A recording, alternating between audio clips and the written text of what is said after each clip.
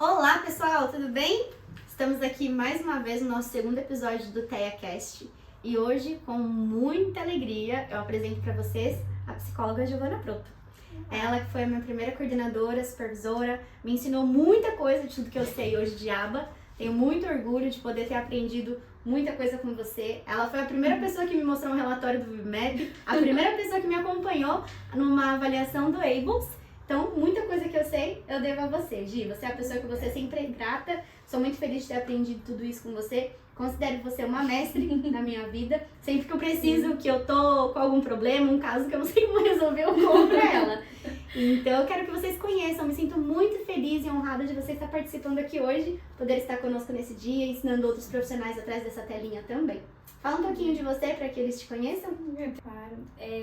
Meu nome é Giovana, né? Eu tenho 28 anos, trabalho com aba já há um tempo.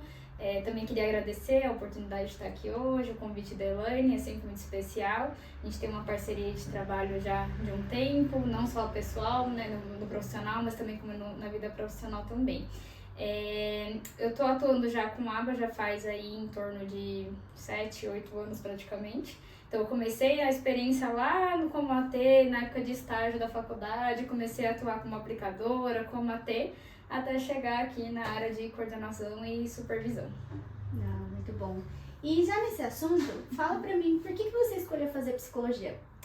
Olha, a psicologia em si não começou a experiência ali de primeira para trabalhar com aba, até porque o aba foi uma coisa que eu conheci depois, né, na faculdade. Acho que a gente nem escuta falar sobre isso, na verdade. Então eu comecei por uma questão pessoal. Então na adolescência acompanhei muito um familiar meu que tinha uma depressão ali constante, então foram muitos anos de doença e acompanhando esse familiar, tratamento, como que funcionava, aquele movimento da família, do que a gente tem que fazer. Então aí eu comecei a procurar quem que tratava, como que fazia, e aí comecei a me dedicar ali para poder conhecer a psicologia e até chegar na escolha mesmo de bater o martelo e falar, vou estudar psicologia. E é engraçado, Gi, porque você foi uma das primeiras pessoas também a me inspirar a querer ser psicóloga, né? Porque você trabalha com o coração, né? E isso inspira. Não é só ter um CRP ativo, não é ter só um diploma, é trabalhar com o coração, é se preocupar com as pessoas, tudo mais. Então, acho que as pessoas que você ajudou a coordenar têm grande parte disso. Sim. Com certeza. E como foi que você entrou no aba, assim, né? Você falou que foi através da faculdade, fazendo os estágios de AT. E aí, logo depois você percebeu que era isso que você queria fazer? Olha, na verdade, eu tenho uma pessoa que eu comecei lá atrás, eu trabalhava, na verdade, num centro recreativo, eu era estagiária na época e nem era nada ligado ao aba, mas era um centro recreativo que tinha muitas crianças e eu conheci uma profissional lá, que também hoje é uma pessoa que eu tenho uma amizade grande até o momento. Hoje ela trabalha mais na área escolar, né? Ela atua na área escolar e ela, na época, começou a me inspirar a conhecer o aba. Então, na verdade, lá era um centro bem diferente, eram umas dinâmicas diferentes. Então, tinha criança até que fazia um contraturno. Então, ao invés de ficar naqueles integrais que a gente tem da escola, a criança, às vezes, no período da tarde ou no período da manhã, com o contraturno da escola, elas ficavam com a gente para brincar. Então, a gente criava um monte de brincadeira, né? E ela era toda, né? Eu falo, o pedagogo, ele tem uma visão muito diferente do psicólogo, né? Então, eu falo que todo psicólogo ele precisa do pedagogo dele. Porque realmente era uma coisa muito diferente. Então ela era a criatividade e eu sempre pensava como que a gente pode trabalhar isso em grupo com as crianças, né?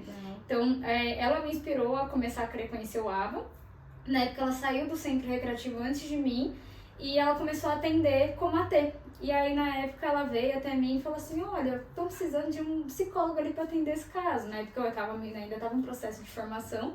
Ela, mas você podia estagiar, né, nessa área. E ela me indicou para esse caso, eu comecei a atender junto com ela. Quando veio as duas estavam juntas lá atendendo. Ela atendia o setor da pedagogia, eu atendia o setor do aba. E aí eu comecei a estudar e, assim, na época acho que a gente não tinha tanto recurso quanto a gente tem hoje, não tinha tanta coisa, tanta informação. Então eu ia jogando na internet, vendo no Google como que eu faço, o que eu tenho que fazer, o que eu tenho que estudar. E aí comecei a procurar também por supervisões, como é que fazia, até eu chegar mesmo a me formar e realmente ter uma clínica que me supervisionasse. Legal. Mas eu comecei em centro recreativo até chegar na base mais final mesmo. Legal, muito bom. E esse tema que nós vamos falar hoje, Gi, Foi um tema, assim, bem... Não sei se posso dizer esperado, mas engajou bastante, né? No Instagram, BC do Aba. O pessoal perguntou bastante. Eu acho que falar de saúde mental é algo bem importante hoje em dia, né? Sim. Se fala muito, mas se fala pouco da saúde mental no trabalho, né? E esse é o tema de hoje. Então, eu queria que você explicasse pro pessoal um pouco sobre o que é saúde mental. Sim. Na visão, assim, do psicólogo. Eu falo que tem uma resposta muito simples, que eu acho que assim, é o básico, mas é algo legal pra gente definir o que é a saúde mental. Então, a saúde mental, ela vem de como a gente enfrenta determinada situação, seja positiva ou seja negativa. Então, quando tem uma situação, a forma que você lida, que você vai captando todas aquelas informações, é o que vem em base à saúde mental. Que aí a gente tem uma distância muito diferente, né, em relação à parte de saúde física, porque ela é visível, então a gente sente, a gente consegue entender o que é que está acontecendo, vai no médico, explica, né, porque ela tá física, as pessoas estão vendo isso também, não só você, mas as pessoas também estão vendo. Agora, a saúde mental não, a saúde mental é invisível. Então, e aí tem aqueles sintomas que são ignorados, aquilo que você, será que é? E também a gente ainda assim tem uma dificuldade das pessoas de entender, de buscar ajuda, vai deixando aquilo acontecer até realmente, às vezes, descobrir que tem alguma questão ali para buscar uma ajuda, um profissional. Então, a saúde mental em si, ela é algo que a gente não se atenta muito no dia a dia, mas ela é a base de tudo. Na análise do comportamento, eu posso dizer que isso seriam os comportamentos privados? Sim. É porque eu falo assim, né, que na psicologia a gente tem várias, né, as abordagens, mas na análise do comportamento a gente trabalha de outro lado, né. Tem a TCC também, né, que é a terapia cognitivo-comportamental, que a gente vai nas bases lá das crenças centrais, né, mas na análise do comportamento, porque na própria análise do comportamento, pensamento é um comportamento. Sim, então, por exatamente. Conta disso... É um comportamento privado, né? Sim. As pessoas não conseguem ver. E pra você, qual que é a importância da gente falar desse assunto hoje? Porque nós vivemos na era de ensinar as pessoas a cuidarem da saúde mental, né? Hoje se fala muito. Antes, você não ouvia dizer que uma pessoa estava tendo ataques de ansiedade, que as pessoas estavam tendo vários tipos de transtorno, síndrome do pânico, tantas coisas assim associadas às doenças do trabalho, mas hoje se fala muito. Pra você, assim, como psicóloga, que é coordenadora, que foi supervisora, que é supervisora também, na verdade, qual que é a importância de falar disso para quem está no meio, né, na bolha, digamos assim, trabalhando com isso? Porque geralmente as pessoas que enfrentam no dia a dia esse tipo de problema, elas não conseguem perceber tanto, né?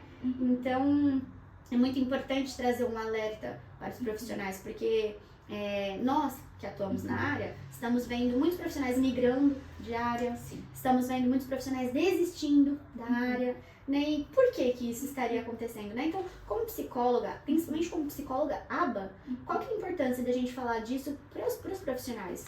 Sim, eu acho que a primeira coisa é, querendo ou não, por a gente estar na área da saúde, a gente está um pouco mais próximo de um conhecimento de que eu preciso buscar também essa saúde mental, né? Então a gente tem um pouquinho mais de acesso em relação ao assunto. Então, o que acontece? A gente também tem um conflito de gerações, né? Como você comentou, antigamente a gente tinha... não se falava muito sobre o assunto, não que ele não existisse. Sim. Ele existia, mas ele era de uma forma muito diferente. Sim. A gente fala isso até em todos os conflitos. Se a gente for conversar com os nossos pais, é muito diferente, né? Então, até em relação à carreira, se a gente perceber, antigamente, a carreira não era uma coisa, uma expectativa. Nossos familiares, eles tinham aquelas coisas de eu preciso prover, né? Então, eu preciso dar recursos para minha família. Os pais, principalmente, tem que sair, ganhar dinheiro para poder alimentar a família. Sim. Então, eles não tinham aquela perspectiva de carreira, que isso é uma coisa que a gente tem um conflito hoje. Sim. Então, hoje a gente já tem aquela pressão de que eu vou terminar a escola, eu preciso fazer uma faculdade. Então, a gente já tem aquela pressão familiar do que você vai estudar, você não vai fazer nada. Então, existe uma expectativa que a gente tem ali em relação também à parte do estudo, que antigamente a gente já não tinha. Então, os nossos jovens de agora, eles já estão preocupados com essa parte. Então, você vê que se você vai conversar com um grupinho, eu cheguei também a fazer uma época de estágio em uma instituição até que eles fazem, né, uma formação pensando para os jovens aprendizes. E a gente fazia como se fosse um curso com eles em relação à parte de vocacional, né? Que eles falam a habilidade vocacional. E a gente trabalhava com aquele grupinho lá pequenininho, era bem, bem diferente. E a gente percebia muito essa coisa deles assim, olha, a maioria tinha 15, 16 anos. meu Deus, eu vou me formar, falta 2 anos pra me formar, falta 1 ano pra me formar, o que eu vou fazer da minha vida? Meu pai falou que eu preciso estudar, que eu preciso ser engenheiro, que eu preciso ser médico. E aí existe aquela coisa, será que eu vou atender a expectativa de quem eu convivo e a minha própria expectativa? Então, geralmente começa por aí. Sim. Então, isso também tem gerado muitas coisas em relação à saúde mental já nessa fase do adolescente. E aí depois vem aquela expectativa, eu comecei a faculdade, eu vou conseguir dar continuidade? A gente também tem questões sociais. Sim. Então, infelizmente, não são todas as pessoas que têm acesso ao estudo. Sim. Então, tem pessoas que não conseguem, às vezes, pagar uma faculdade, né, que seja particular, porque também é muito caro. Mas a gente também tem pessoas que, será que eu consigo passar numa federal? Né? Então a gente tem essa diferença também, que são coisas que criam expectativas e também causam dificuldades em relação à saúde mental. Sim. Então, mas eu falo que pra gente, a gente tem um pouco mais de acesso, a gente já trabalha um pouco a isso. Então o que eu percebo também, igual até você comentou antes, a gente teve um boom ali do autismo, né? Então acho que entre 2019... acho que não foi nem entre 17 e 19, que foi até um pouco antes da pandemia. A gente teve um estouro ali que, começou o ABA, e aí muito profissional começou a procurar. Era uma área que estava tendo muito engajamento, né? Era uma área nova, então as pessoas começaram a se interessar. A gente não ouvia falar na faculdade, mas a gente conseguia entender ali nos processos mesmo de dinâmica, ali, conforme você ia conversando com as pessoas. Então, também o número, quantas crianças autistas, a gente também começou a ter um aumento. Eu até fui em um congresso recente, né, que também falaram sobre isso. Sim, eu vi. O do congresso da Nexo. Legal. Né, é um congresso muito bom que eles fazem todo ano. E eles falaram sobre isso também? Sim, a gente teve até uma palestra lá com o Dr. Rubens, né, que também é muito famoso na área, ele é neuro.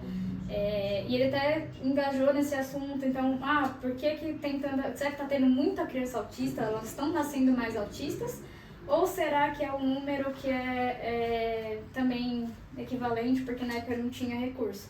Então ele também falou sobre isso. Existem, na verdade, um número maior de recursos, então hoje a gente tem muita mais facilidade de conseguir encontrar ali avaliações, né? A gente tem muito mais protocolos para poder identificar o autismo.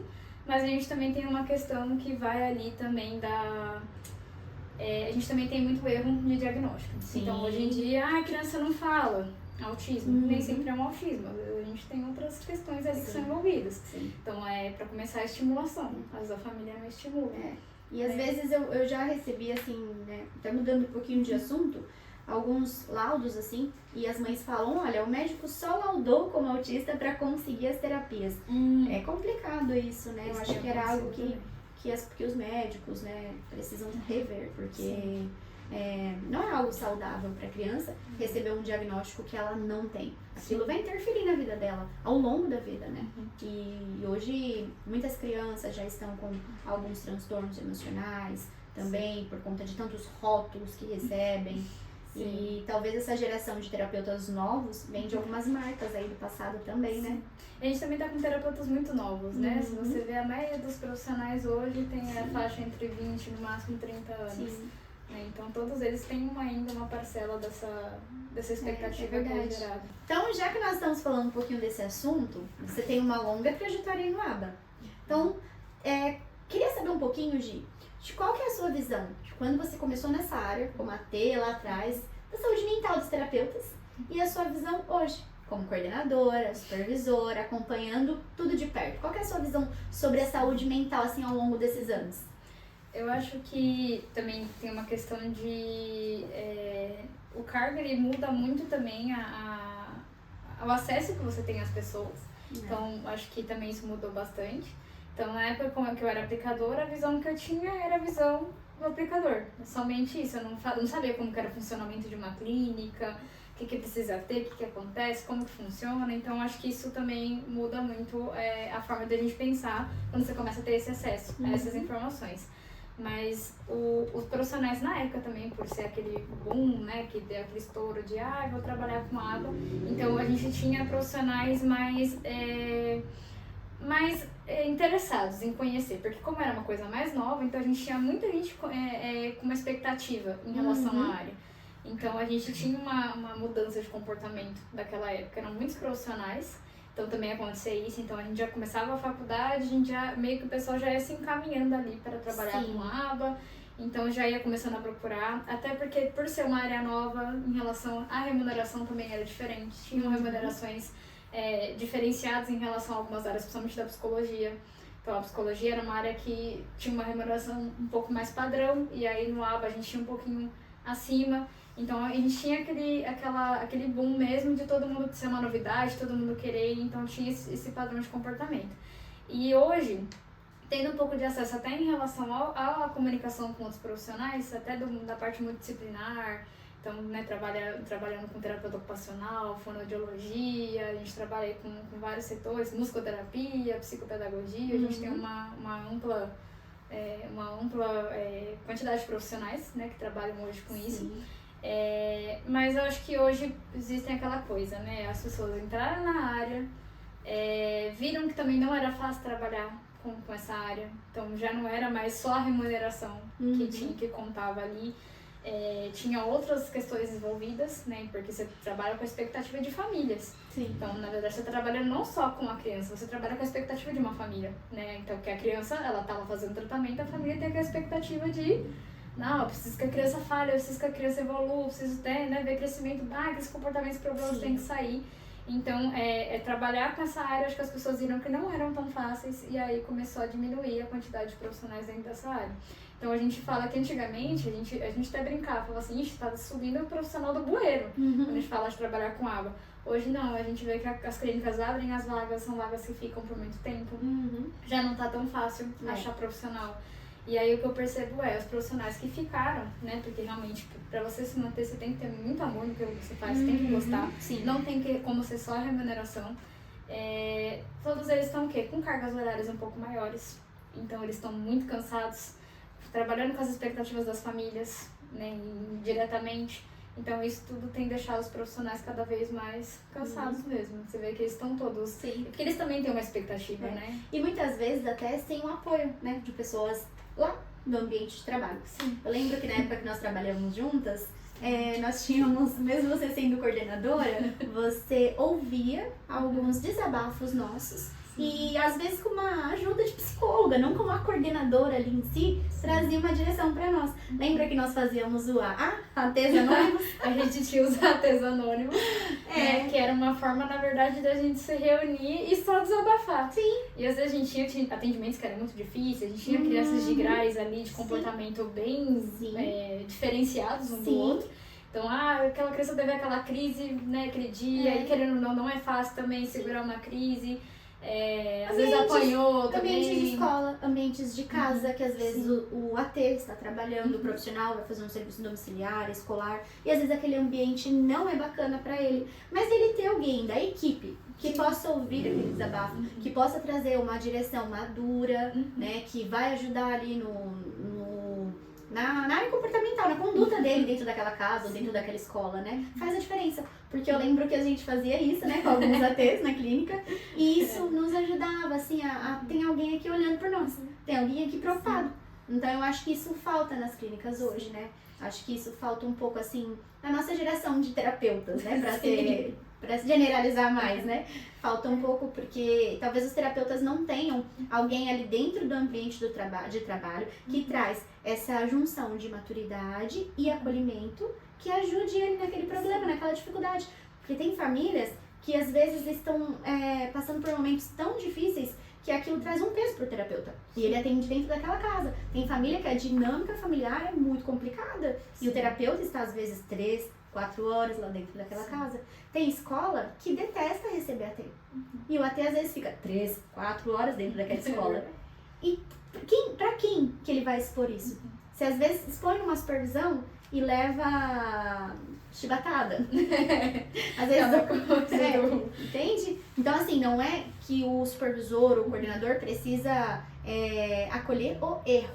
Não. É igual quando nós vamos fazer extinção para um comportamento inadequado de uma criança, a gente tira a atenção do inadequado, Sim. mas a gente foca naquilo que a gente quer que a criança faça. Sim. E talvez o terapeuta precise daquilo, né? É. E o analista do comportamento, o gestor, o coordenador, o supervisor, precisa trazer esse acolhimento. Eu acho que isso faria um pouco mais de diferença, né? Na saúde mental dos terapeutas. Até porque a gente fala, né, falando de análise do comportamento, a gente acha que a análise do comportamento hoje, porque a gente fala da análise só no público autista.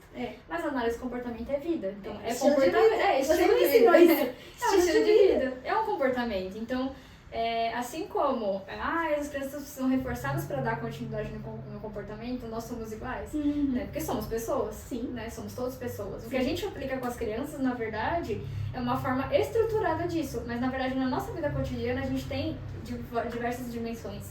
Então, por exemplo, para Skinner, até em relação a um relacionamento, um namoro. Como que uma pessoa se mantém, muitas vezes, no namoro? Então, a gente tem que ter uma contingência ali. Então, muitas vezes, por conta de um esquema de reforçamento ali que está muito bem estruturado. Né? Então, você se mantém no relacionamento. Lógico que existem formas tóxicas e abusivas em relação a isso também para poder se manter. Isso se enquadra no ambiente de trabalho. Sim. Se não houver contingências positivas, reforçadoras, como a pessoa vai se manter ali? Ela não tem motivação. Sim, né? Exatamente. Então, a gente tem muitos profissionais hoje em dia, realmente, que não tem o suporte, né? A gente brincava naquela época, eu acho que foi uma época muito boa pra gente, né, em relação a isso. Porque a gente se ajudava muito. Sim. Então, muitas vezes, a criança tinha uma crise, a gente saiu do atendimento, a gente só sentava e falava assim, só quero chorar. E o fato de ter ali alguém pra conversar, pra poder se expor, às vezes a gente nem precisava fazer muita coisa, só essa comunicação. Mas, infelizmente, não são todos os profissionais que conseguem ter essa dinâmica. Então, eu falo que, em relação ao supervisor e ao coordenador, quando a gente fala desse cargo, então a gente fala muito sobre cargos, né? Então, porque eu quero ser coordenadora, eu quero ser supervisor. Mas em base de quê? Né? Então, existe uma questão muito complexa aqui. Quando você é coordenador ou supervisor, você, que nem o aplicador ali, tem ali a criança. Então, hoje, como a temática não é em relação à criança, a gente falando em relação ao profissional, o coordenador e o supervisor ele tem que ter ciência de que a partir do momento que ele assume essa área, ele está responsável por aqueles profissionais. Então, se o meu profissional não está bem, o que eu tenho que buscar? O que eu tenho que fazer? Eu tenho que me procurar. Olha, eu percebi que aquele fulano está desanimado. O que será que está acontecendo? A gente tem que ter essa visão. Sim. Então, tem que ter um cuidado com o grupo, não só em relação à parte de atendimento. Então, eu tenho que pensar nisso. E se o meu profissional não está bem, ele não vai conseguir estruturar uma forma, uma dinâmica com a criança. Isso não porque ele não quer, é porque ele não tá bem. Exatamente isso. E precisa cuidar, a gente precisa se preocupar, porque o profissional ele tá lidando com a saúde mental. Ele tá tentando convencer um cérebro a se adaptar com aquela mudança e se manter naquilo. Como ele vai fazer isso? Se o próprio cérebro dele não tem motivação, tá apagado, falta a luzinha do entusiasmo, da motivação, da alegria, entende? E é triste, assim, né, poder enxergar isso. Eu vi uma frase ontem, que você falando agora, isso me fez lembrar, que diz mais ou menos assim: se você ganhar, quem vai se beneficiar com isso? E eu acho que para estar num cargo de coordenação, de supervisão, a pessoa precisa ter maturidade suficiente para entender uma coisa dessa. Se você ganhar esse cargo, quem vai se beneficiar disso? São as famílias? São as crianças? São os profissionais da sua equipe? São as clínicas? Você não está trabalhando com robôs. Eu sei que nós vivemos numa geração da tecnologia, mas ainda as pessoas não são inteligência artificial. São pessoas, são seres humanos. Programa, né? São um programa. Você sente o desmerecimento, você sente quando você tá passando por tanta coisa naquele ambiente e ninguém está se importando. Então tudo isso passa a grudar dentro de você, né? E aí que vai acontecendo, talvez, como que eu posso dizer, o acúmulo de algumas coisas e lá na frente isso pode se tornar um transtorno, pode vir uma crise de ansiedade, né? Eu lembro que eu nunca tinha visto ou tido uma crise de ansiedade até a primeira vez que eu tive. E pra mim, assim, foi muito assustador, porque eu pensei que eu estivesse infartando, né? Você fica sem conseguir respirar, você fica sem conseguir falar, minha voz não saía, não conseguia respirar, e eu achei que fosse morrer, né? E algumas vezes eu até, uma vez eu até desmaiei. E eu fiquei pensando assim, como eu pude chegar nesse ponto, né? Então, eu acho que chega um momento em que você precisa começar a se preocupar. Sim. Chega um momento que você precisa começar a se olhar. Sim. Tem uma campanha do câncer de mama que eles falam se toque, porque você só consegue perceber o nódulo se você se tocar. Sim. Né? E a gente precisa levantar uma campanha para as pessoas perceberem se perceberem no ambiente como está a sua saúde mental. Isso né? que a gente tá falando de uma questão física, né? Que às vezes vai gerar um incômodo ali. Exatamente. E diferente, por exemplo, de uma questão... E tem pessoas que demoram para descobrir que estão com câncer, que não percebem aquele nódulo ali. E tá lá, sentindo alguma questão... Crescendo, avançando. E assim, são os problemas, os transtornos emocionais, né? Psicológicos. Sim. Eles estão lá, você só não tá percebendo. Então um dia você perde o prazer de estar com, sei lá, fazendo uma coisa que você gosta de fazer. Então você ama a leitura, você parou de ler. Então você ama, por exemplo, sei lá, uma terapeuta ocupacional. Ela ama a integração sensorial, mas ela parou de se aprofundar no estudo da integração sensorial, não tem mais motivação. Tá acontecendo alguma coisa errada? Você precisa fazer uma narrativa. Faz a narrativa para encontrar o antecedente. Você precisa encontrar o antecedente. Porque a gente fala tanto sobre isso, né, nas discussões de casos, mas só que nós não paramos para trazer um pouco disso daí para nossa vida. E aí quando o terapeuta vai perceber, a saúde mental dele já tá lá embaixo. E às vezes ele não faz terapia, porque eu conheço muitos terapeutas que não fazem acompanhamento psicológico, né? Tanto que eu cheguei a ver uma pesquisa que saiu até no Globo, né, que apenas 5% da população brasileira faz terapia. Então, 5% é pouquíssimas pessoas. E aí, fala que dentro, né, ao mesmo tempo que a gente tem 5% da população brasileira fazendo, que faz só faz terapia, a gente tem um avanço muito grande que a cada, uma pessoa a cada 6 toma medicações sem nenhum tipo de acompanhamento. Então, começa a tomar medicações por conta própria, calmantes ou outros tipos de medicação ali que precisariam ter um acompanhamento profissional. Sim. Então, são números muito, né? Então, como é que eu tenho 5% da população que faz terapia e dentro desses 5% ainda, né, por fora dos 5%, a gente tem uma pessoa a cada 6, que é muita coisa, Meu Deus. que busca aí, que toma uma medicação sem nenhum tipo de acompanhamento médico, de um acompanhamento terapêutico.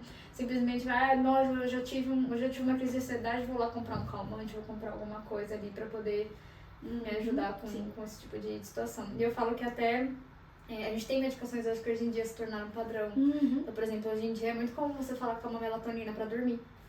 Não é uma medicação, até porque não é uma medicação, ela é mais natural, né, um pouco mais tranquila. Mas grande parte das pessoas hoje precisam da melatonina pra dormir.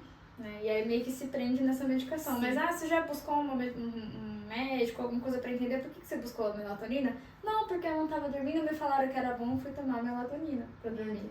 Então a gente tem muita gente. O próprio Rivotril também é uma medicação que a gente escuta muitas pessoas que falam que tomam. Então a gente tem esse quadro um pouco agravante, né? Bom, então fala pra gente, Gi, um pouquinho, quais são os transtornos associados à doença do trabalho? Acho que a gente tem diversos transtornos aí que são envolvidos em relação, principalmente à base comportamental, né? Que a gente tem alterações comportamentais, mas o que a gente mais, que tá no top, aí a gente vê a depressão, né? A ansiedade, eu acho que é uma das que a gente escuta bastante hoje em dia, o transtorno do pânico e a síndrome de burnout, que também é uma coisa que antes a gente não escutava e agora a gente tem visto muito esse nomezinho aí do burnout. Sim, sim. Muitos profissionais, né, estão sendo diagnosticados com vários transtornos desse tipo, né? O número tem aumentado muito, né? Bastante. Então chega a ser um pouco assustador. Por isso que eu acho que é importante fazer esse alerta, né, para que os profissionais possam se observar por dentro, saber quando eles precisam de ajuda, né? Sim. E com isso eu até já pulo para uma parte importante, assim, porque melhor do que você entender que você precisa de ajuda é você tentar, você saber perceber quais são os sinais, né? Então, fala pra gente, assim, como psicóloga, quais sinais esse terapeuta, essa pessoa precisa enxergar que ela, olha, eu não tô bem, preciso de ajuda. Acho que o primeiro, que é um pouquinho mais invisível, parece algo invisível, mas é algo que a gente tem que se atentar, é a perda de interesse em coisas que você gosta muito. Então é muito comum um profissional que não tá bem, tem uma coisa que ele goste muito de fazer, E aí uma hora pra outra, nossa, não tenho mais vontade. Eu adorava fazer isso, não tô sentindo vontade de fazer isso. Então acho que essa perda de interesse é um fator agravante. As crises de ansiedade, então o que é uma crise de ansiedade? As pessoas precisam se atentar ao que é uma crise de ansiedade. E muitas vezes a gente passa por essa situação, a gente depois, assim que passou, não é nada. Não, então uma crise de ansiedade é algo que a gente precisa se atentar. Sim. Nem sempre uma crise de ansiedade ela vai vir com uma pessoa que chega num desmaio, que ela chega em uma coisa mais agravante. Às vezes a crise de ansiedade ela vem por coisas que você nem percebe. Então, em períodos ansiosos, muitas vezes, se você tem uma tendência, porque isso também é muito pessoal, se você tem uma tendência na ansiedade de comer mais, você começa a descontar na comida. Então, você começa a comer em excesso. Né? Não porque você está com fome, mas porque você precisa estar ali mastigando para poder ajudar a trabalhar com isso. Ou a perca do apetite. Né? A perda do apetite também pode ser um agravante. E tem pessoas que têm esses dois durante uma dinâmica de ansiedade. Então, a perda de sono ou sono em excesso. Tudo que é em excesso, que a gente percebe de alterações comportamentais, a gente tem que se atentar a isso, pode ser algum desses tipos de transtorno. Então, tem pessoas que às vezes ela vai passear por essa dinâmica de sintomas. Isso já veio até me faz lembrar um pouco das barreiras comportamentais. Sim. Aí vira uma barreira emocional, né? Isso. As barreiras emocionais. Então, tudo que é déficit e tudo que é excesso. Né?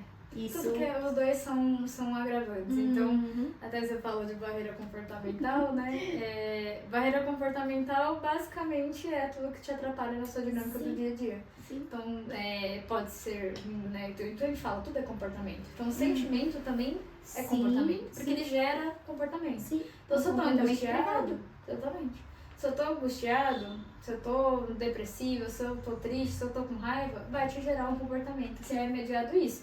E por ser uma questão muito individual, cada pessoa vai ter um tipo de situação. Sim. Então, tem pessoas que eu conheço que tem uma dinâmica assim, que quando tá ansioso, ou para de comer total, ou começa a comer em excesso. E ao mesmo tempo. Então, ao mesmo tempo, na hora de almoçar, que é a hora que eu era pra mim estar com fome, não tô sem vontade de comer.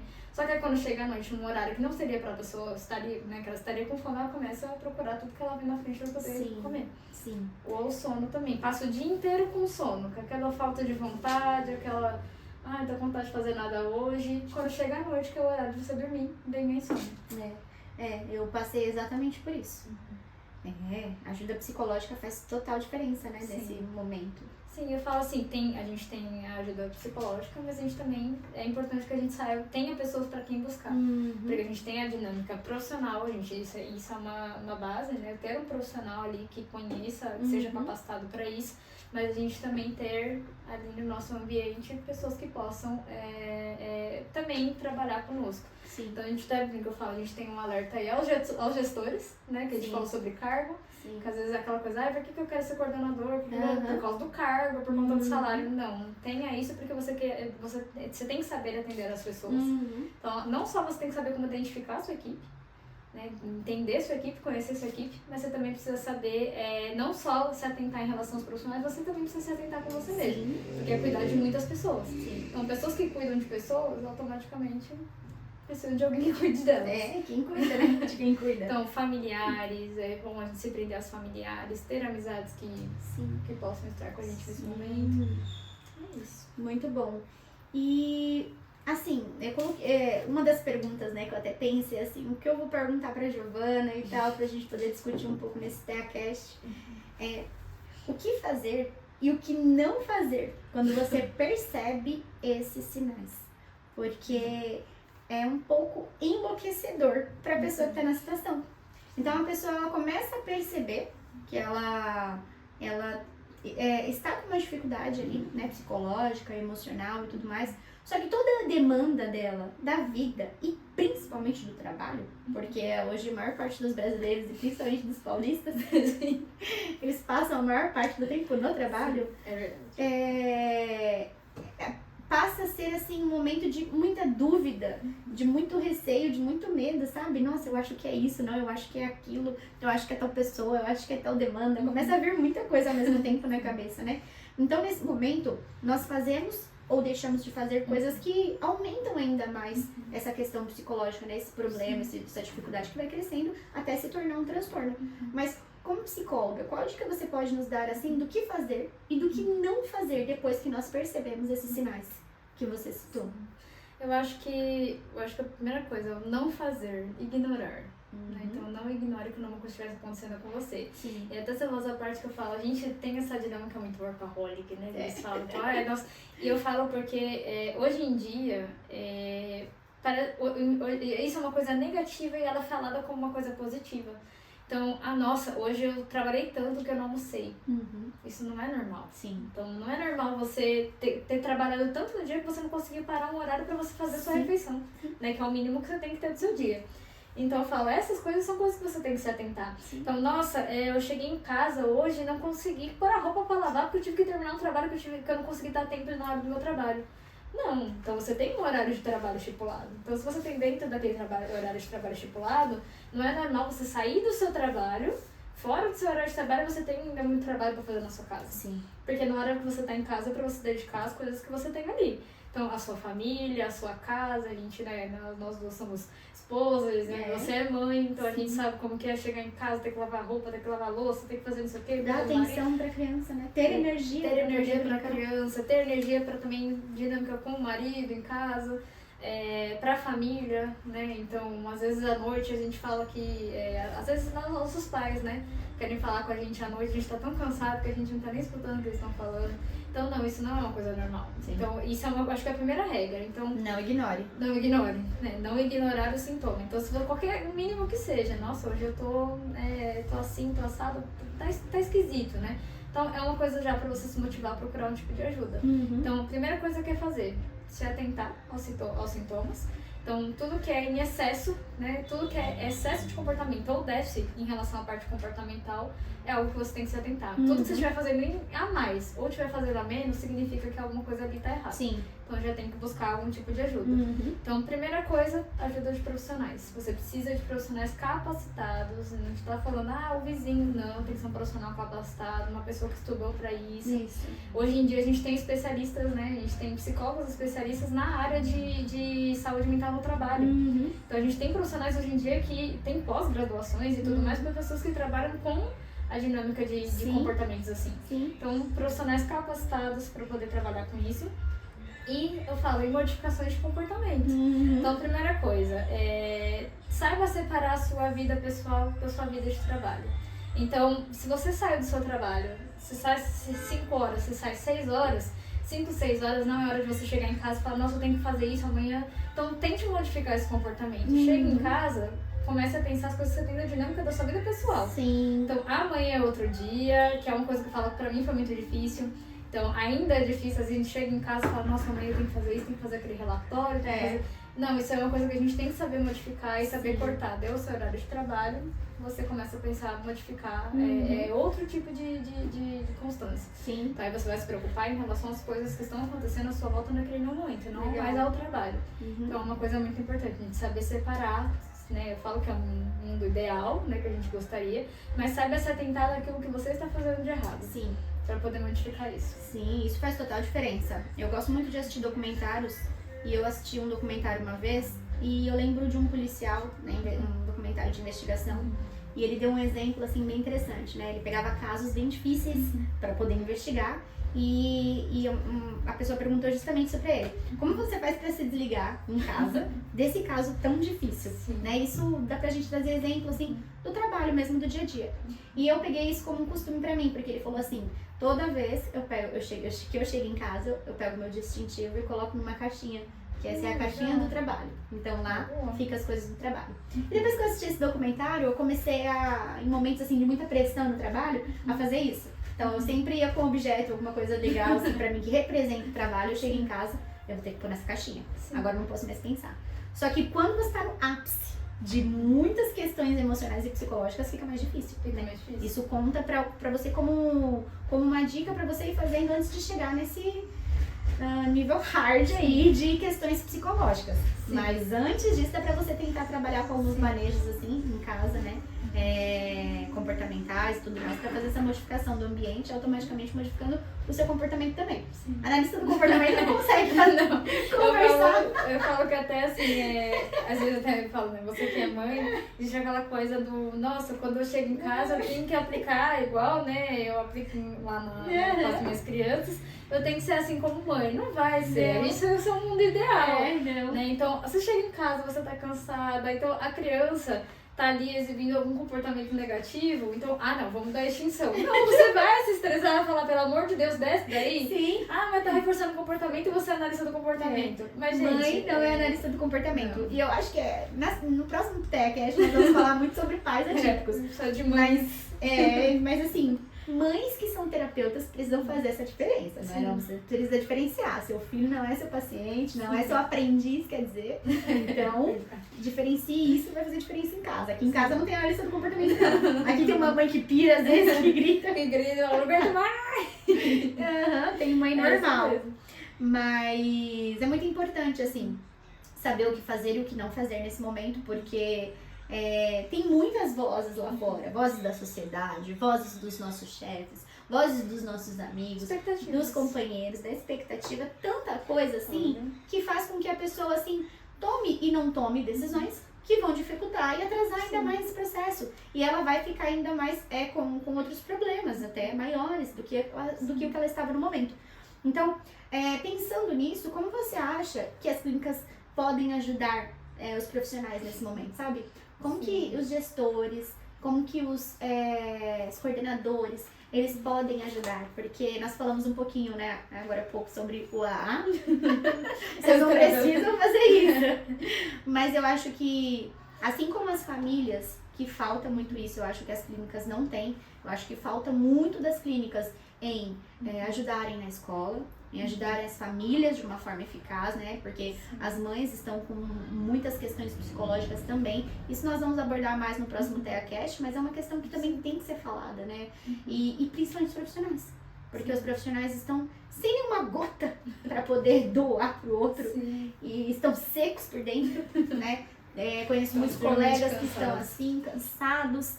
E eles precisam dessa ajuda. Então, como que, na sua visão como coordenadora, supervisora, como que a gente pode ajudar esses profissionais dentro do ambiente de trabalho? Olha, eu acho que até eu falo, existe um mundo ideal, existe a realidade, a gente sabe disso. Mas eu tenho até uma amiga que ela trabalha em uma clínica que eu acho muito legal, né? Que eles têm uma dinâmica totalmente diferente em relação ao profissional. Então, primeira coisa, as clínicas precisam entender que ali são pessoas. Então, as pessoas, elas precisam de alguma dinâmica, de uma estruturação, precisam de um esquema de reforçamento. Então, pra gente se prender dentro daquele ambiente, a gente precisa ter estruturas ali que ajudem a gente a se motivar. Né? Então, essa minha amiga, ela trabalha em um local que eu falo, né, que eu sei que não são todas as empresas que vão conseguir uma estrutura. Tem empresas que estão começando agora também. Mas, por exemplo, eles têm massagem uma vez por semana. Olha só, que legal. Mas assim, não precisa chegar no nível de uma massagem. Mas eles têm um dia na semana que, ao invés de ser por atendimentos, é um dia fechado de clínica para capacitação. Isso é uma coisa que já motiva o profissional. Quando ele se sente capacitado para executar uma função, isso também já ajuda muito. Sim. Então, eu percebo que cada vez tem diminuído mais capacitação, cursos, treinamento.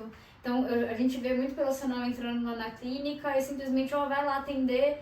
E aí você pergunta pro profissional, ele não sabe, olha, eu não sei nem o que eu tô fazendo aqui. Então, ele começa, ou ele busca, né, sozinho, né? Mas sendo que tem profissionais ali que poderiam estar auxiliando ele, poderiam ter uma capacitação melhor. Então, as empresas precisam capacitar, treinamento, antes de colocar uma pessoa dentro de um atendimento, porque é muita responsabilidade você colocar um profissional para atender. É muita informação. Eu preciso capacitar ele e também preparar ele para aquilo que ele pode vir. Principalmente os que trabalham no home, hoje em dia. O que ele pode enfrentar dentro da casa? Né? Então, eu falo e ter a escuta. Como lidar, né, com essas coisas, porque como lidar. Os profissionais não têm ajuda, não tem esse tipo de auxílio, não tem um ouvinte, não tem uma pessoa que ajude ali na conduta, de como conduzir aquela situação, né? Os profissionais, na verdade, eles têm medo de falar qualquer situação que aconteça no ambiente domiciliar, porque eles sabem que qualquer sanção que tenha vai ser pra eles. Sim. Né? Não vai ser pra família. Não que precise necessariamente ser com a família, mas quem está à frente daquela equipe, daquela clínica, precisa tomar a dor daquele terapeuta, precisa conversar com a família, se aconteceu qualquer coisa, e, enfim, seguir para que seja melhor para todos, né? Que estão dentro daquele contexto. E tem até eu até falo assim, que o meu marido, ele é, né, programador, desenvolvedor de software, né? São áreas bem distintas em relação àquilo que a gente trabalha. Mas ele, né, a gente tem essa conversa, essa comunicação em casa, e ele até traz, né, por exemplo, uma empresa de tecnologia, porque ele trabalha na área de tecnologia. A empresa que é uma empresa de tech fornece, né, o serviço de tecnologia, ela tem menos recursos tecnológicos. Então é aquela coisa do casa de espeto, ferreiro, né, de pau. Como que é? Casa de ferreiro, espeto de pau. Casa de ferreiro, espeto de pau. Casa de espeto, ferreiro.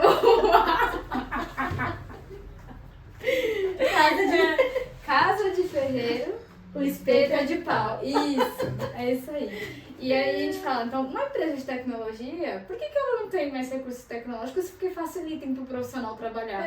Então é a mesma coisa que a gente trabalha com a área da saúde. Sim. Então por que a gente tem menos recursos em relação à saúde profissional? Não tem direito de ficar doente, não tem direito de estar chateado, não tem direito de estar cansado. Recursos, eu falo assim, eu falo porque hoje em dia tem clínicas que abrem aí e não tem um brinquedo para a criança poder, né? Não tem aquele recurso terapêutico, não tem os brinquedos.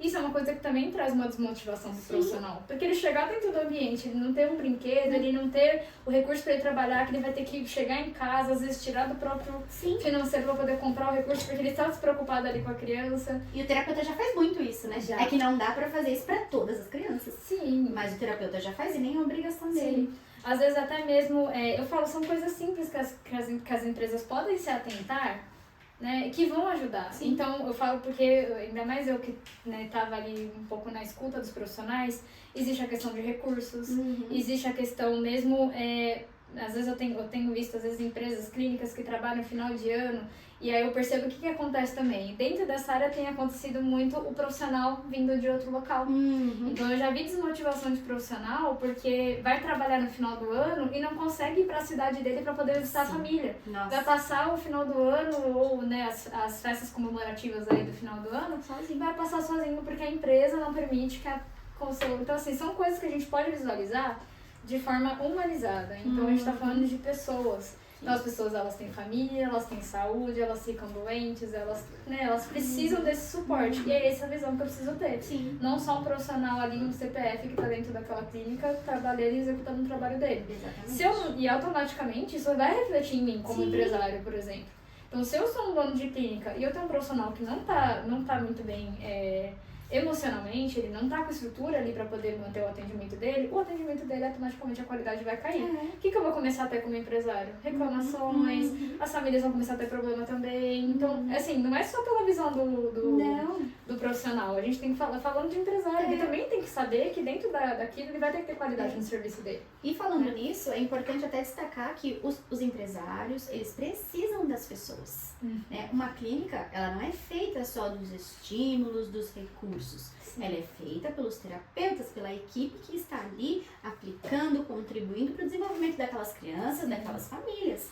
Então, o empresário, ele precisa das pessoas. Sim. Assim como o terapeuta precisa do emprego, ele precisa estar num lugar, o empresário precisa dessas pessoas. Então, ele precisa saber valorizar quem ele tem ali. Uma coisa que eu acho muito interessante, eu deixo como dica também para as clínicas, para ajudar no ambiente, monte horários administrativos. Eu, enquanto coordenadora, gostava de fazer isso, de que as pessoas tivessem horários administrativos. Eu acho interessante porque você precisa fazer um monte de relatório. Então, dentro do seu horário de trabalho, você tem os horários administrativos e você não precisa levar aquilo para sua casa.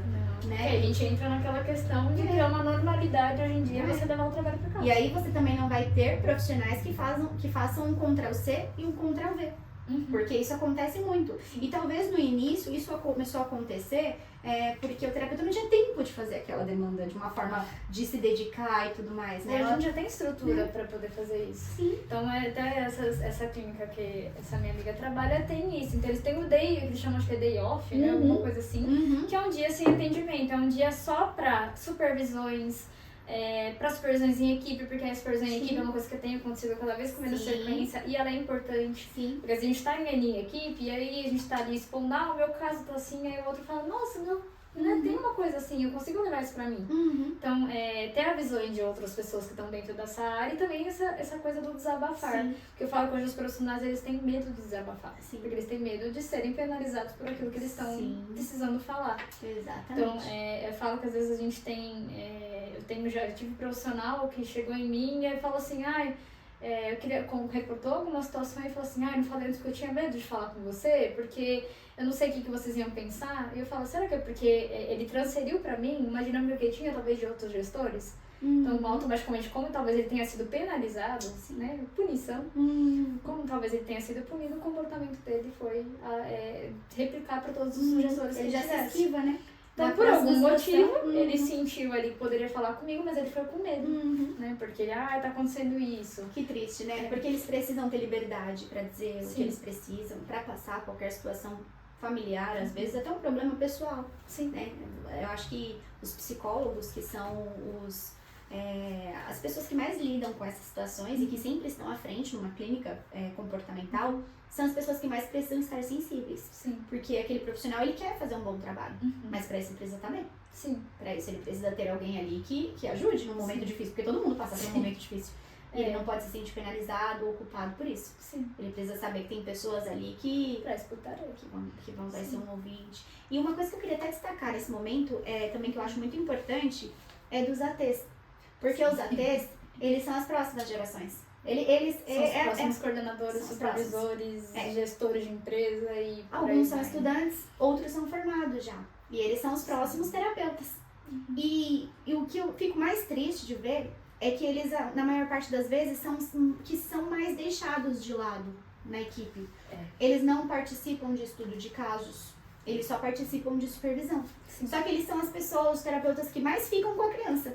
Então, que engraçado, um TO, um fono, psicomotricista, psicóloga, que passa 50 minutos com uma criança, participa de um estudo de caso. E às vezes, mas não aconteceu isso na minha sessão. Mas ele não faz isso comigo.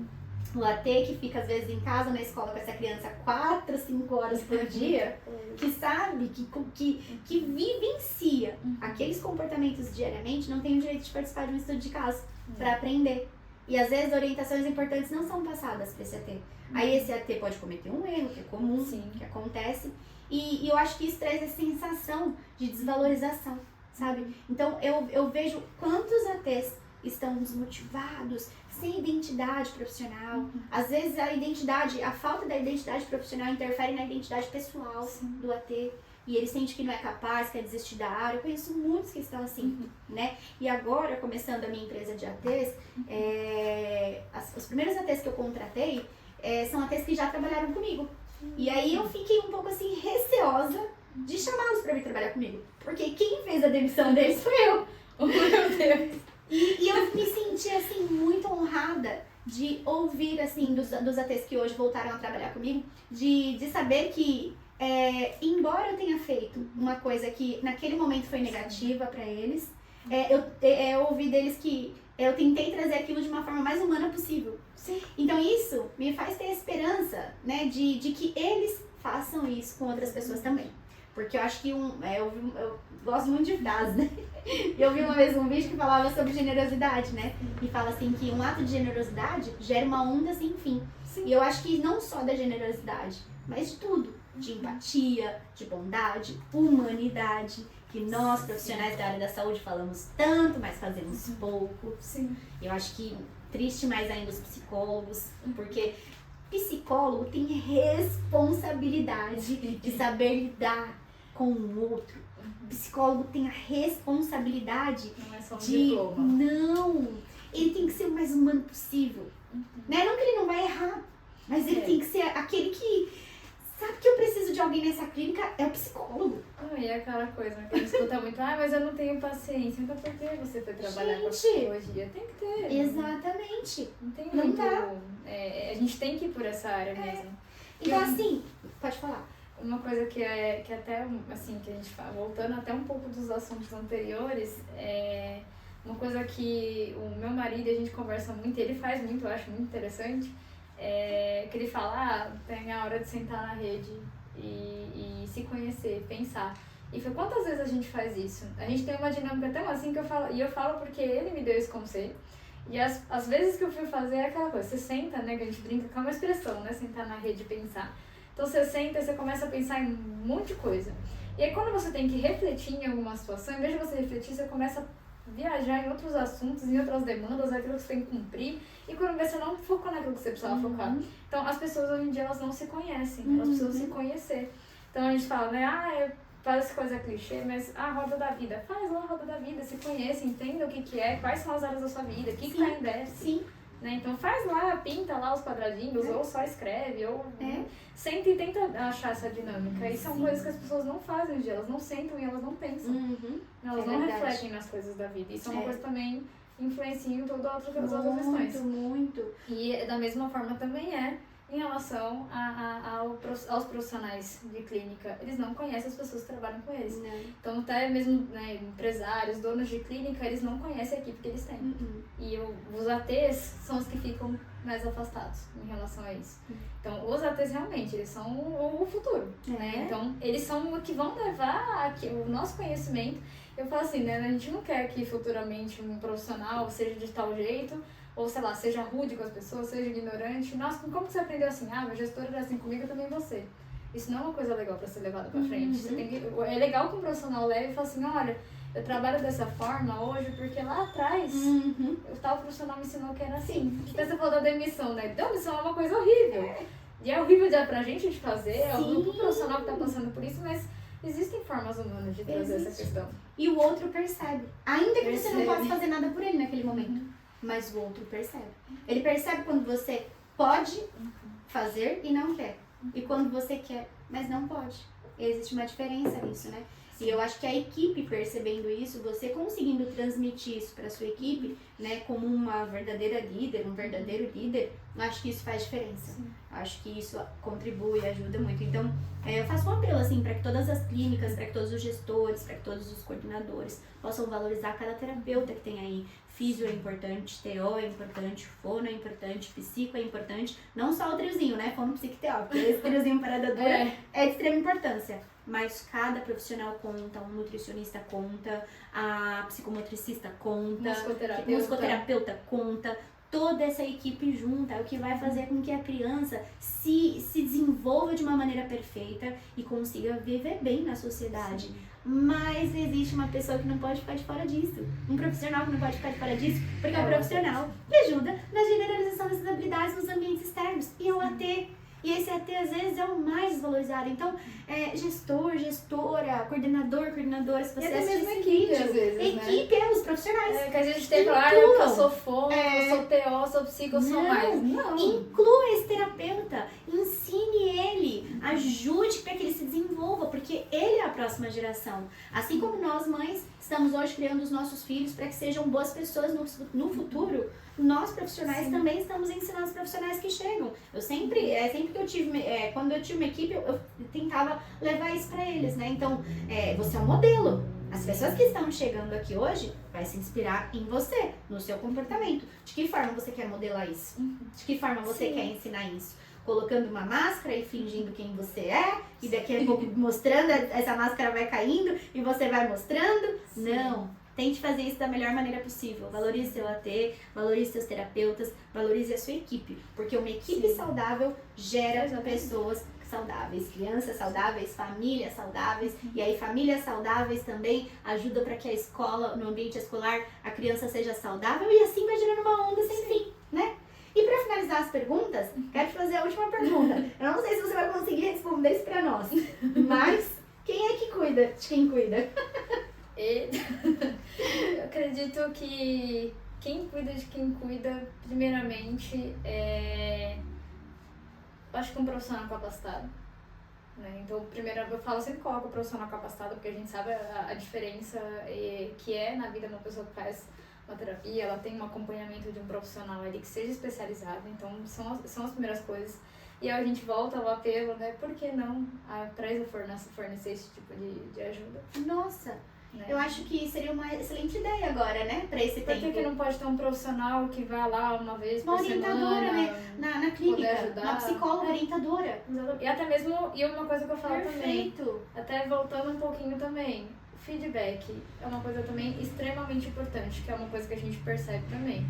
As empresas hoje em dia não trabalham com feedback.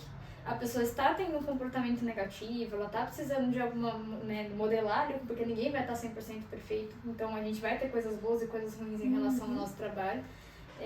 Só que muitas vezes a gente está fazendo uma coisa errada e a gente não sabe. Depois essa profissional simplesmente é mandada embora e ela nem sabe por que ela foi mandada embora.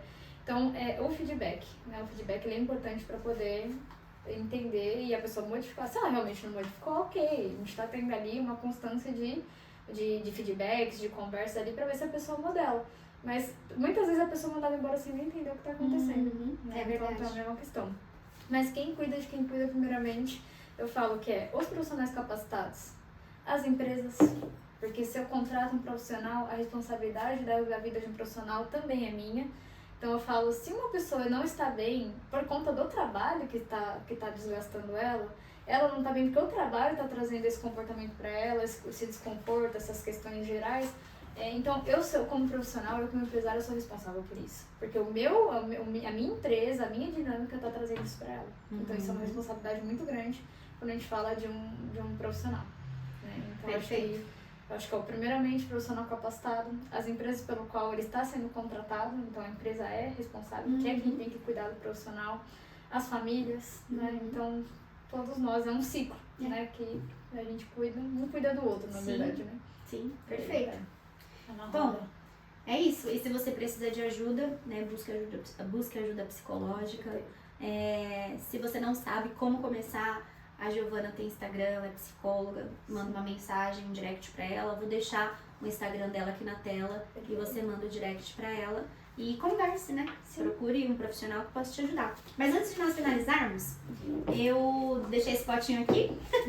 A tristeza e o tédio hoje vai nos acompanhar. Porque eu recebi algumas perguntas no Instagram. sim. Então aqui são perguntas que, se der, nós vamos responder, tentar trazer isso de uma maneira saudável de alguns profissionais. Vamos fazer um sorteio aí. Vamos ver. Como agir entre o que você precisa, que é o trabalho, e o que você tem no momento? Depende da dinâmica do que a pessoa tá querendo trazer em relação a isso. Eu me lembro desse feedback, né? A pessoa perguntou isso porque era até um menino, na verdade. Um menino, ele informou que não podia sair de onde ele está no momento, que é o que ele precisa. E o que ele tem é um ambiente que tem trazido danos difíceis ali, psicológicos, né? Emocionais. E como ele pode agir nesse ambiente, assim, destruidor, onde ele trabalha, sendo que é o que ele tem no momento e é o que ele precisa. É o que eu falo, né? A gente tem essa realidade também. Então, por que eu não saio do ambiente? Porque eu não tenho recursos financeiros, eu preciso, né? A gente sabe que hoje em dia, sem dinheiro, a gente não faz nada. Sim. Né? Então, ele precisa estar ali, mas o ambiente não faz bem. Então, acho que a primeira coisa, até quando eu falo de feedback, é a gente pensando também por esse lado. Então, não sei se essa pessoa já buscou esse tipo de dinâmica, mas é importante que você, como profissional, também cite para acima, porque a gente fala, a gente tem muito medo de falar, né? A gente tem muito medo de expressar para cargos acima o que é que está acontecendo. Mas também, primeira coisa, você precisa trazer aquele ambiente que alguma coisa não está legal. Né? Então, se a empresa não é aberta a responder isso, então você não é a pessoa que está errada, você está tentando trazer o que às vezes muitos profissionais estão sentindo e não vão falar. Sim. Então a primeira coisa é você conseguir expor isso para a empresa, né? Existem formas tranquilas para falar isso, você não precisa, né, depravar tudo que você tiver para falar, mas você pode trazer isso a um gestor, alguém que você confia, que tenha um pouquinho mais de acesso ali a alguma informação. Então traga esse feedback. E aí, como todo mundo tem direito de tentar e não conseguir, busque um ambiente que seja mais próprio para você. E uma coisa que eu falo que hoje em dia a gente também não faz, a gente não procura a cultura de uma empresa antes de entrar. Então, quando a gente vai buscar um trabalho, o que acontece? A gente busca salário. Sim. Então, eu olho o salário, cargo horário, pronto. Aí eu não procuro a empresa, aí eu não procuro onde que eu tô indo trabalhar, eu não procuro o Instagram, eu não procuro quem trabalha lá. E existem até hoje em dia, né, sistemas, aplicativos, redes sociais que às vezes você consegue buscar a cultura dessa empresa e entender. Porque você precisa, a primeira coisa é entender quais são os seus objetivos, quais são os seus conceitos. Então, o que você quer, o que você busca dentro de uma empresa? E eu falo que hoje em dia é simples, você jogou no Google, e eu falo, quantas vezes você não joga no Google? E você vê naquelas pontuações, aquelas pontuações baixas, aí você vai ver reclamação de famílias, que também é uma coisa que precisa ser... se as famílias estão reclamando da empresa, também é uma coisa para você se atentar. Tem profissionais, às vezes, reclamando do ambiente, no próprio Google. Então, pesquise a empresa, saiba os seus objetivos, o que você busca numa empresa. Então, se é salário, se é um ambiente tranquilo, é um trabalho mais dinâmico, o que você procura, e através desses seus objetivos você procura uma empresa que seja adequada dentro daquilo que você precisa. Porque realmente hoje em dia é mais, recebi uma proposta, recebi um salário, recebi isso e eu tô indo trabalhar. Só que a pessoa não procura nada pra entender. Quando chega lá, às vezes larga um emprego pra poder ir pra outro lugar e tá num lugar que não é bom. Perfeito. LinkedIn, eu falo como uma dica também, eu falo, LinkedIn é tudo nessa vida hoje em dia, principalmente profissional. Então, às vezes até uma empresa te chama lá pelo LinkedIn, entra no perfil da empresa. Dentro desse perfil da empresa, hoje em dia aparece no LinkedIn quais são as pessoas que trabalham lá, né? Que as pessoas colocam, né? Aparece, trabalha aqui. Clica naqueles perfis e vê o que as pessoas que trabalham lá postam. Elas estão postando só coisas, porque o LinkedIn também tem essa abertura, né? Que hoje em dia a gente tem essa reclamação aberta, né, no próprio perfil da pessoa. Então você entra no perfil da pessoa, a pessoa só reclama de, nossa, né, cansaço, burnout, não sei o quê. Então você atende, porque os seus profissionais estão reclamando dentro ali, no próprio perfil, é porque tem uma coisa que está acontecendo. Perfeito. Então tente observar a cultura desse ambiente novo. Tira um. Se você não conseguir entender minha letra, né? Aí. O que é o burnout em ambiente de trabalho? E aí? Então, o burnout, ele começa, né, ele inicia quando você tem uma expectativa e aquela expectativa não é alcançada, né? Então, aí você começa a ter comportamentos e reflexos, sintomas ali que vão refletir o burnout. Então, digamos que você está numa empresa, volta para essa cultura. Não está dentro de uma cultura que você espera, né? Você não vê modificações, você não vê melhorias, aí você conversa, tenta se abrir, não tem modificações porque a empresa não quer mudar, não tem esse tipo de iniciativa, ou você não tem abertura para falar, você está sempre ali calado, tendo que segurar alguma situação.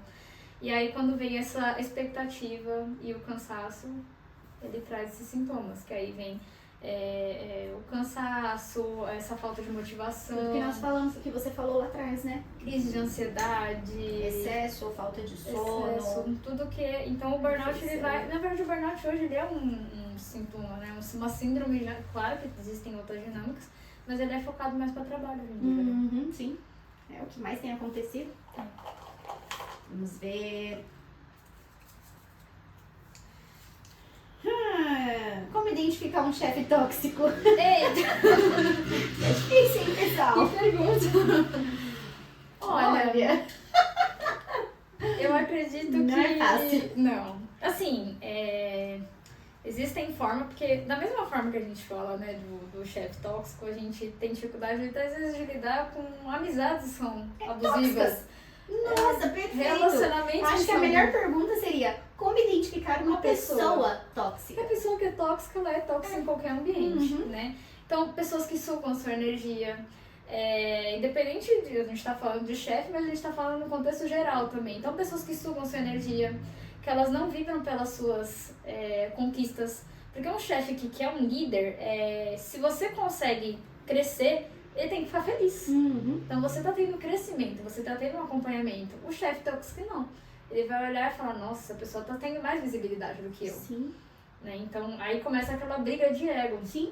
Sabe que você falando agora, eu me lembrei de uma vez que uma amiga minha contou que na empresa onde ela trabalhava, acho que era até empresa assim, de marketing, essas coisas e tal, ia ter um evento da área onde ela trabalhava. E ela foi pedir dispensa, olha, eu quero ir tal dia nesse evento. E aí o chefe dela falou assim, mas pra que você vai nesse evento? O que isso vai agregar na sua vida? Você não acha que você já tem bastante conhecimento?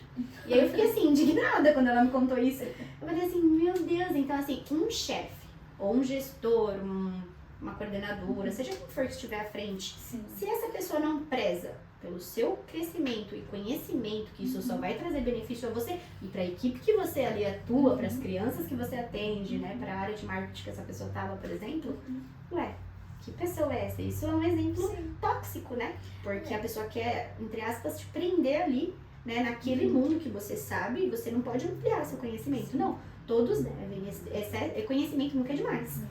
E tem até essa parte de, que a gente fala, é muito difícil identificar, porque às vezes a pessoa ela parece que tá ali muito próxima, que ela confia muito em você, só que aí se você vê, existe uma diferença, até eu falo que é uma situação que já aconteceu comigo, e já vi outras pessoas também passarem informações como essa, mas e eu falo que eu gravei isso depois que aconteceu comigo.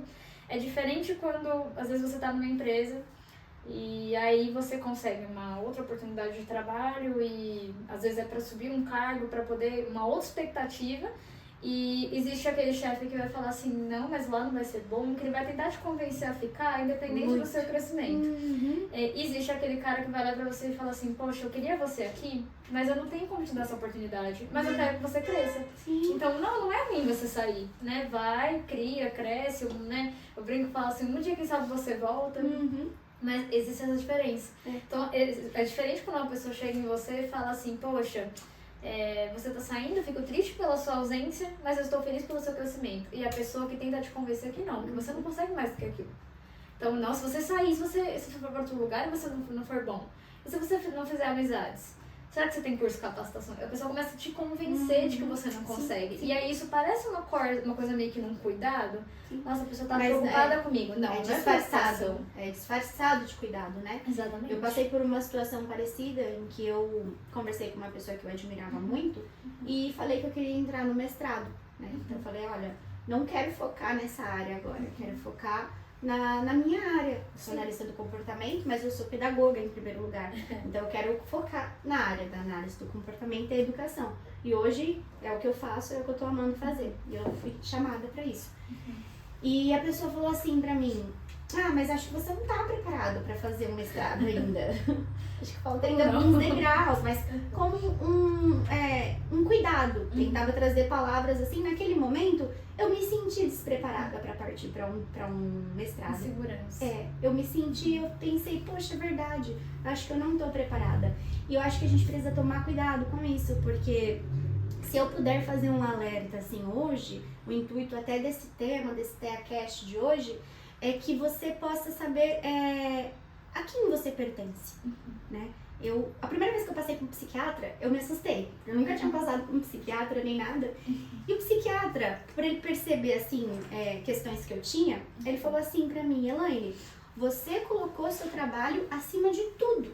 Você não colocou seu trabalho só acima do seu marido, você não colocou seu trabalho só acima dos seus filhos, você colocou seu trabalho acima de Deus, você colocou seu trabalho acima de você mesma. E eu ouvi assim de um psiquiatra que eu havia colocado o trabalho acima de Deus, me deu um pouco um chacoalhão, porque ele sabia que eu era religiosa, então por isso que ele falou isso, porque... Ele deu uma forma que ele conseguiu te cutucar ali, falar que ela vai me escutar. Isso. E eu percebi que eu já não pertencia mais a mim mesma, né? Então, isso me fez levar um chacoalhão por dentro. Então, eu faço um apelo, sabe, para todos os profissionais. Não deixe de pertencer a você mesmo, né? Se tem algo que hoje martela no meu coração, é que a gente luta tanto com a gente pra gente descobrir a nossa identidade, para descobrir para que nós nascemos, o que nós amamos fazer. Mas hoje eu consigo também perceber a intensidade e a preciosidade que é descobrir quem eu não sou. Sim. Sabe? Eu uma vez escrevi um texto que dizia que esse era o tema. Antes de você descobrir quem você é, saiba quem você não é. E isso pra mim foi muito revelador, porque isso me trouxe de volta pra minha identidade. E eu acho que trabalho nenhum pode roubar a sua identidade. Trabalho nenhum pode roubar quem você é. Trabalho nenhum pode roubar aquilo que você nasceu pra fazer e ser. Né? Eu não tô nessa área pra ser a melhor. Eu tô nessa área pra fazer o melhor. Sim. E qualquer lugar que me desperte o contrário disso, não é o meu lugar. Então eu acho que o profissional precisa saber quem ele não é. Sim. Então não vou fazer parte dessa cultura. Sim. Quem eu sou? Então para isso que eu fui chamado pra fazer. O que eu amo? Então é isso que eu vou me dedicar. E isso vai fazer diferença. Isso vai fazer vai fazer você sentir vontade de respirar de novo. Isso vai fazer você querer não só que as horas do dia passem. Porque quando eu cheguei num nível grande de burnout, eu só queria que as horas passassem do dia. Exatamente. Eu só queria. Eu não tinha energia pra nada. Não tinha energia. Então eu acho que você pode fazer o trabalho, mas o trabalho não pode fazer a Giovana. Exatamente. O trabalho não pode configurar uma nova Giovana, programar uma nova Giovana, que é aquilo que nós falamos, né? Ninguém define o que você é, você define mesmo o que você é.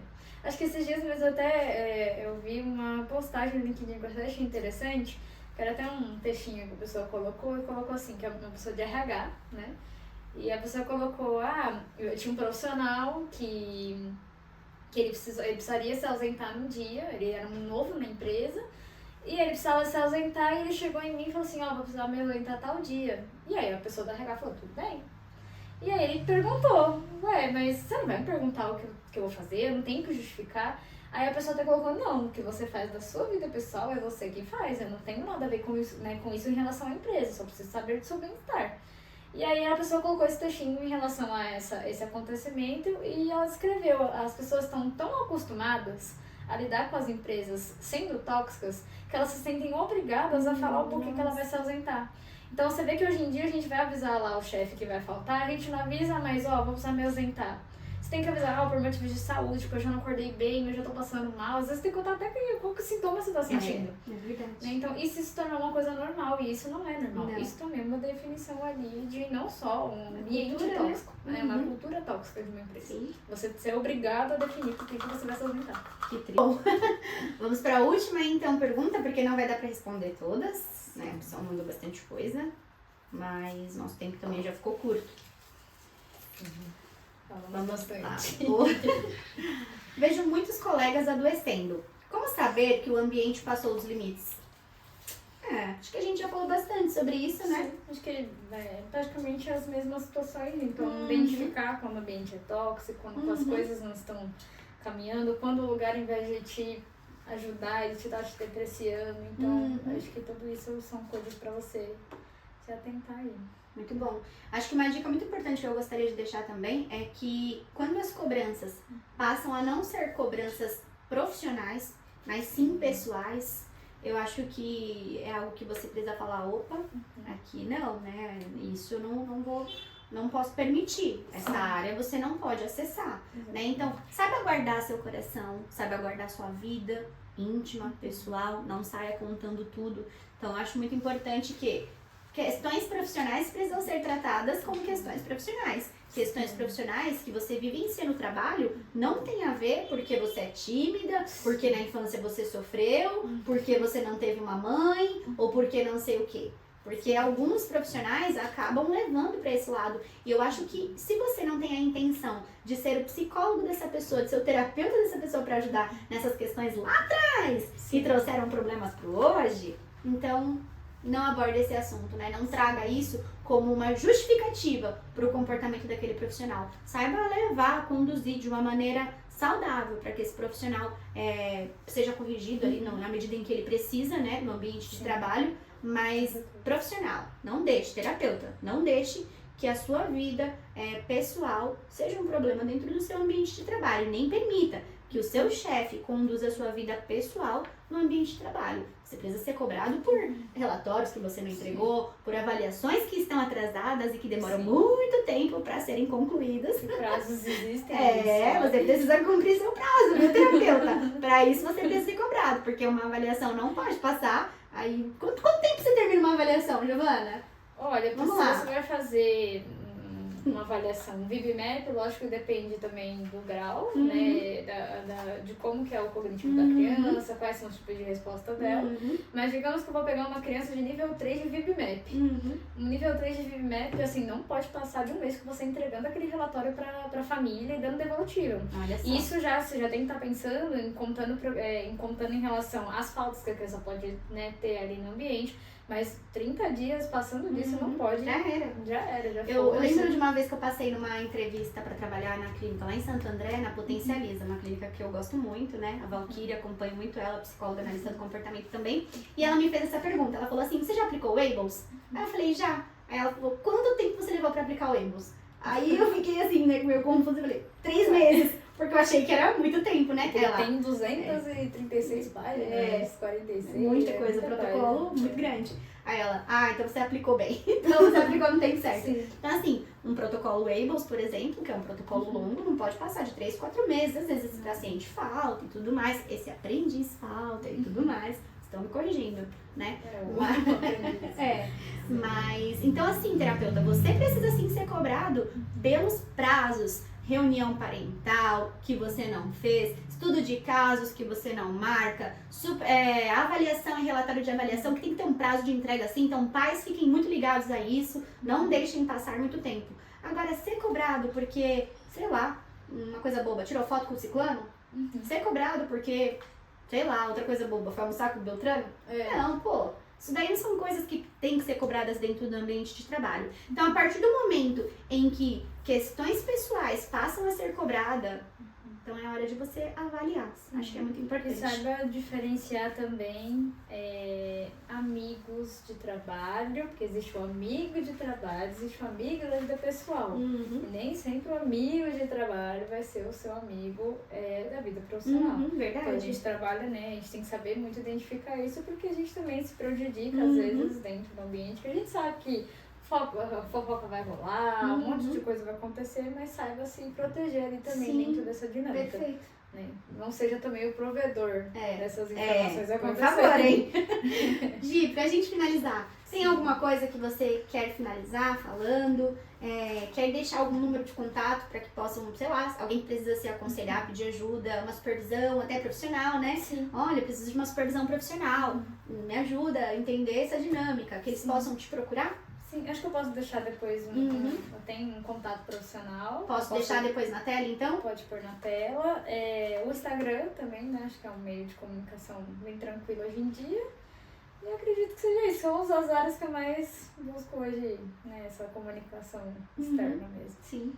E é isso, eu espero que vocês tenham gostado, eu espero que vocês tenham aproveitado esse conteúdo. E antes de finalizar, queria dar um presente pra minha psicóloga preferida. Olha, chique!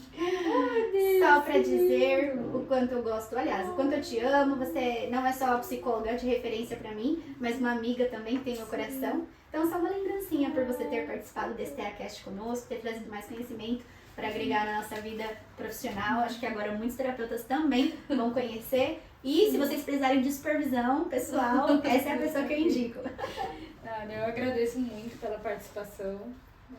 Acho que é uma experiência legal de poder estar aqui, principalmente, acho que é o primeiro podcast mesmo que eu participo. E é diferente você estar com uma pessoa que você conhece, que você confia. Então, a Elaine, ela não é só uma pessoa que eu trabalhei, que passou na minha vida. Ela realmente é uma amiga que eu tenho pra vida, né? Também amo você. E é isso. Obrigada. É isso. Obrigada, pessoal. Próximo TeaCast, então, espero que vocês estejam conosco. Um beijo.